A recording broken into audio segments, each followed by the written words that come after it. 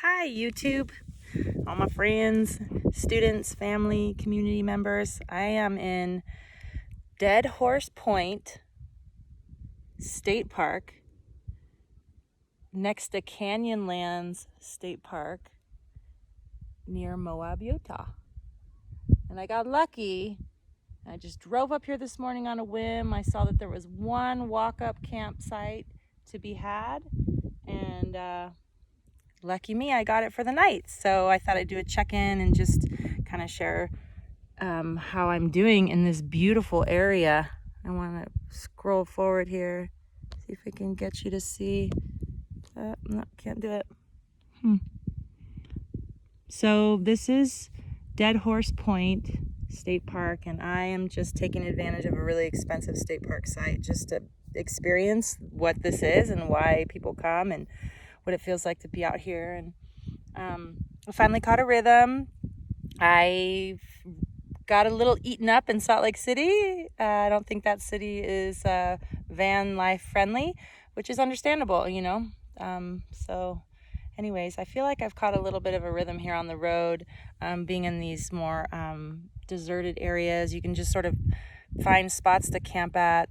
BLM land, Bureau of Land Management, is the cheapest I've seen. Well, outside of a rest stop or a Walmart or Cracker Barrel. Been known to stay in those a couple nights here and there because it can get expensive on the road. And I'm going to spend a week here in Moab. I've got some work to do and a class to take, and then I'm going to head out to Bryce. It's good, you know, this is, if you have logistical skills and you understand how to think just one step ahead of the game, or keep your eyes and ears open for other spots, it's really, really nice on the road. People that are traveling are really cool. I find that I talk to more people on the road rather than in the cities. I think we're, you know, doing our thing in the city, working and just trying to, you know, I don't know. It's more of an uptight situation, I guess. And when you're out here, you have different priorities and different things. It's a huge mountain biking mecca. Let me see if I can stand up and give you a better view down there. It gives me a little bit of the heebie-jeebies, but it's just gorgeous, and I'm doing really well, and I'm on target. You know, it's good to have places to ground you and get you to go somewhere, and then it's good to take a break. I'll say I'm tired. I'm tired of just the new type of work, but that's not a complaint. It's just that, you know, I'm always on edge and I'm always trying to figure out what my next move will be. And so that's taken a little time. But you know what I've really enjoyed the most is doing whatever I want when I want. And so I'm settling into the idea that actually, that's what this trip is about, is to pick and choose the times I want to move and the times I want to relax, and that there is no agenda and Mother Nature is in charge. There have been a couple nights where I've tried to make fires, and this weather out here in the afternoons, just pouring down rain. So I've learned to hide my wood under my RV until the mornings. And what's really awesome about it is I get to do an awesome yoga practice with a fire.